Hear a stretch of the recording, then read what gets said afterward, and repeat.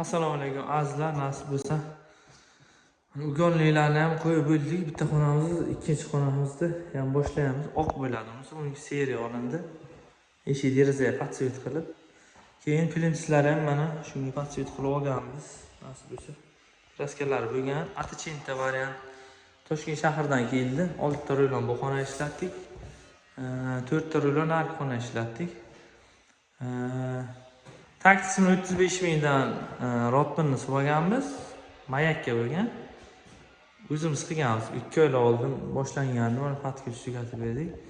50 mingdan o'sha patkraska aboyi, batalok.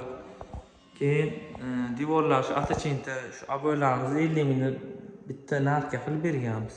Shpagilovka aboyini. Bu xonamizga ugonliklar kelgan, oq oldik. Va plintislar seriya. Endi shu uydagilar o'zlari tanlashdi va nasib bo'lsa atachinta variant bo'lgan, sifat juda ham yaxshi. 180 mingdan olingan. Sifat udar. Yuvib artib olaversa bo'ladi. O'sha Xitoy aboy.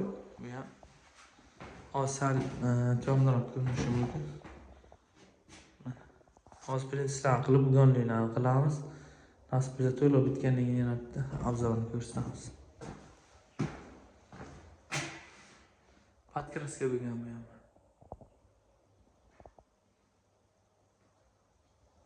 Qashqadaryo kasb tomoni Mo'g'lon shaharchasidan shu zakas. Bu eshigimiz abnalichkasi bor, nasib bo'lsa qo'yib kechamiz, ustamiz, chotka qilib.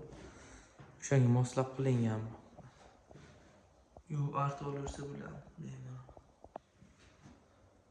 Hammaga omad, topganlaringizga Alloh baraka bersin. Kuzatib boringlar, jarayonlarni ko'rsatib boraveramiz nasib bo'lsa.